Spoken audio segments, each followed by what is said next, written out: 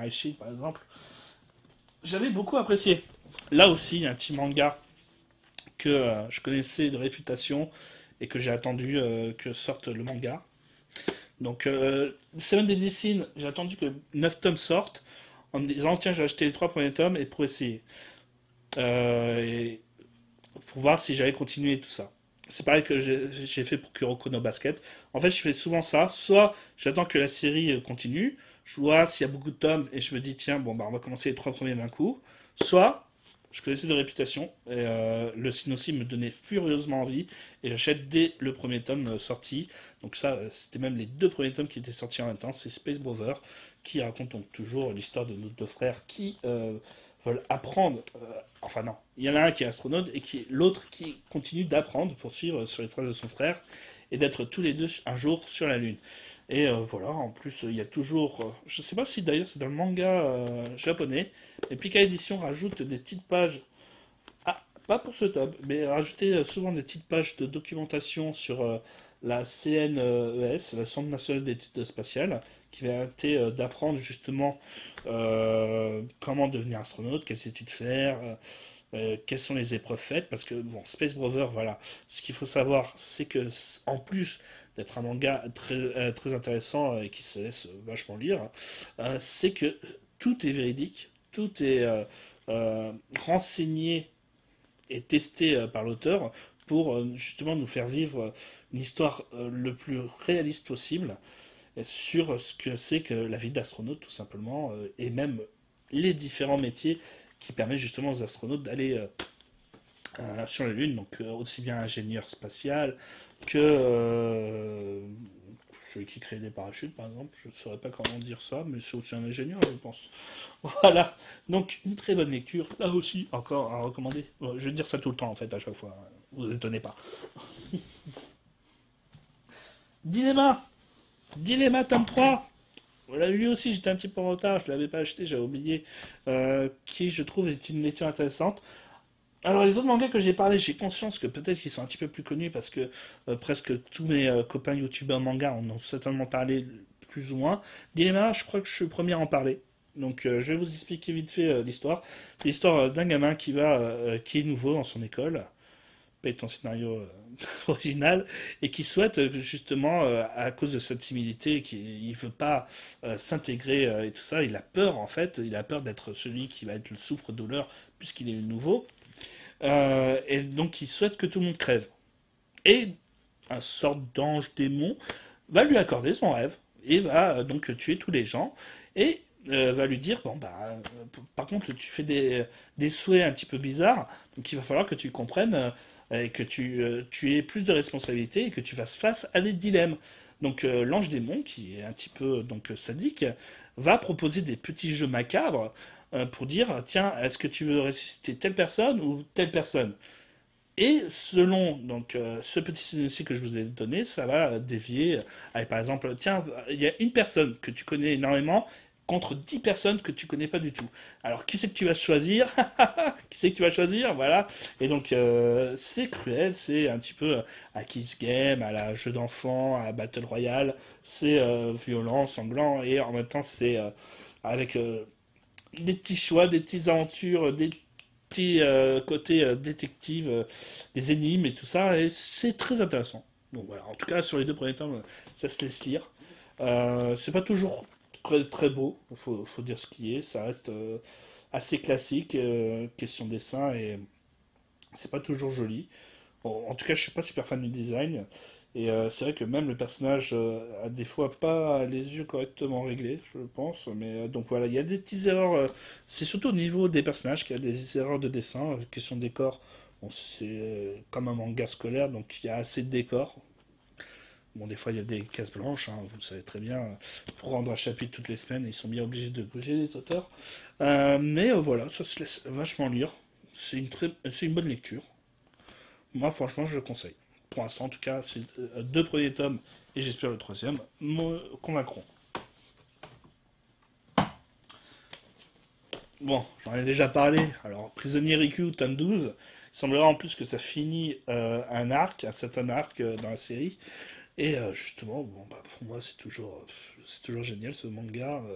après 12 tomes, c'est que ça se mélange entre des mini petites histoires très humaines, très humanistes, et qui me plaisent beaucoup, et un petit peu à l'ancienne, j'ai envie de dire. On s'intéresse de nouveau à des personnages avec un bon fond, mais avec cet esprit que justement être bon n'est pas une mauvaise chose. Les mangas de nos jours, j'ai l'impression, et même les films, même les séries télé, considèrent que la gentillesse et la naïveté sont des faiblesses et font qu'il faut s'endurcir pour réussir dans la vie. Et dans les années 90, nous, c'était l'inverse en fait. C'était ce côté un petit peu Spielbergien, la banlieue américaine et tout. On avait cette idée que justement être naïf et optimiste permettait justement de mieux avancer dans la vie et d'être une meilleure personne et de combattre plus facilement le mal. Et justement, Prisonnier Riku revient un petit peu à ces idéaux-là, j'ai envie de dire. C'est que, voilà, le héros, Riku, va subir énormément de saloperies dans sa vie. Ça va pourtant jamais le changer. Il va toujours rester ce petit garçon naïf, alors qu'il est dans une prison quand même, et alors qu'il a 10 ans. Et c'est ce qui fait, je pense, la force de ce récit, c'est que on a un retour en arrière de cette mentalité-là qui fait que, justement, on se fait plaisir, on sourit en fait de ces histoires et on croit en nouveau à l'espèce humaine. Donc c'est un excellent tome encore à conseiller. J'essaie de le dire de manière différente, tu vois, pour rendre ça un petit peu original. On est encore loin. Allez, je vais prendre les trois derniers à la suite. Les trois derniers mangas en plus. Ah non, il y a encore un petit manga et il y a des comics derrière. Ouf. J'ai beaucoup acheté, hein, je sais, je suis désolé. Donc, alors, Montège, chef de Nobunaga. Alors, Montège, tome 10, chef de Nobunaga, tome 8. J'ai fait des mangas méconnus sur ça. Il n'y a pas besoin de parler énormément. Ce sont deux grands classiques. Ça vous permet d'apprendre l'histoire, le chef de Nobunaga, tout en ayant un très bon manga culinaire. Montège, ça continue tout le temps. Bon, je trouve que là, ça fait durer le récit pour rien, mais bon, ça reste toujours passionnant. Ce côté un petit peu le fugitif, avec deux jeunes qui sont recherchés par tout le monde, et avec ce côté un petit peu complot, manipulation et tout ça. C'est un bon petit thriller, mais après, je trouve qu'il commence un petit peu à durer pour ce que ça veut dire. C'est dommage. C'est dommage, je pense que l'auteur a pas mal de succès, hélas. Et donc, bah, comme tous les auteurs qui ne savent pas s'arrêter, préfèrent continuer et alourdir leur récit que raconter véritablement l'histoire qu'ils souhaitaient raconter. C'est dommage, mais c'est la dure loi du manga. C'est pareil pour Medaka Box. Ah non, Medaka Box, elle, c'est justement, ça aurait pu durer 100 millions. D'ailleurs, c'est l'avant-dernier tome. C'est bientôt fini, le tome 21. Donc, si vous connaissez toujours pas ce manga, alors c'est un Neketsu. Et alors je dis que alors Jojo c'est très bavard. Hunter x Hunter c'est très bavard. Mais c'est rien. Contrairement à Medaka Box. C'est un côté stratégique mais encore plus loufoque et c'est limite. Y a- Regardez toutes les scènes de dialogue. Et il n'y a pas une seule page qui en offre moins. C'est affolant comment la série est bavarde avec toutes ces techniques, avec les négatifs, les zéros absolus, les techniques de style, des fois, tu te dis, tu te fais sûrement embobiner dans l'histoire. À force, t'as plus trop envie de relire. Tellement ça t'a donné mal à la tête le récit. Mais c'est ce qui rend le truc passionnant. En plus, c'est un petit côté léger et chi.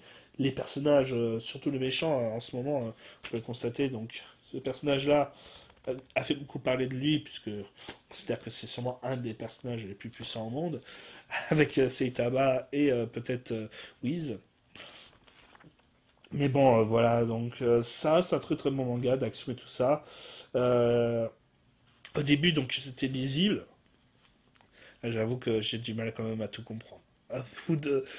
Je crois que c'est après qu'ils ont affronté l'école de sciences. Euh, je crois aux alentours du tome allez, 12-14. Faut suivre pour comprendre. Mais après, ça reste une très très bonne lecture, hein. C'est juste que c'est très compliqué à tout suivre. Et c'est un petit peu farfelu de temps en temps sur les techniques. Mais il y a des moments et des passages, franchement, qui donnent une niaque et une énergie sans pareil.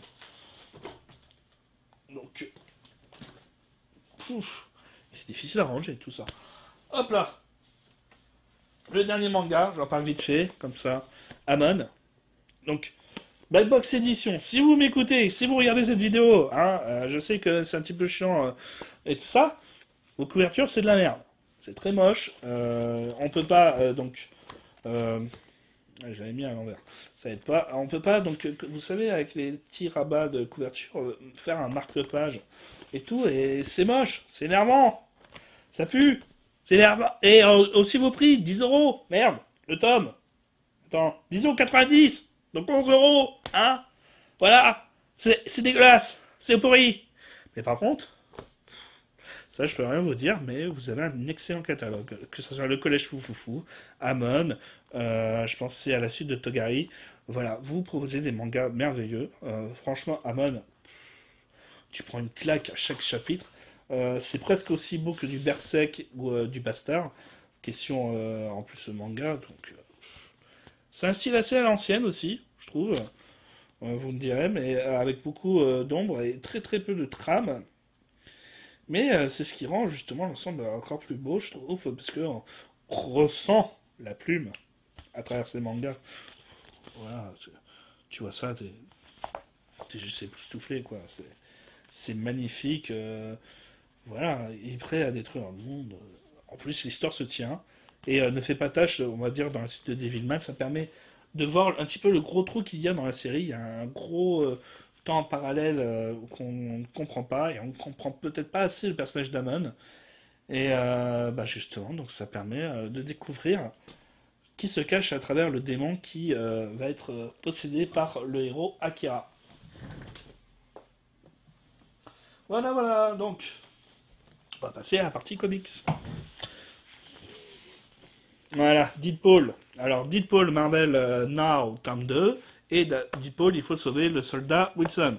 Donc, ce qu'il faut savoir sur Deadpool, hein, à part si, justement, bah, comme lui, c'est un tome 2, tous les récits que vous avez de Deadpool, vous pouvez les lire one shot.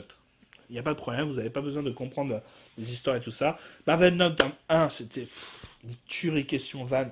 Ça fusait, ça fusait, ça fusait. Et ça n'arrêtait pas. Et c'était trop bon. Donc, c'est pour ça que j'ai acheté le tome 2 dès que possible. Il faut sauver le soldat Wilson, je ne sais pas c'est quoi encore, donc je vais le tester. Mais ça qui est bien, c'est que c'est souvent d'excellents auteurs qui sont sur Deadpool, et qui fait que bah, au moins tu te marres, même si tu trouves ça pas énorme, mais au moins tu te marres. Il y a les Deadpool Kill, il y a Cable et Deadpool que je recommande aussi.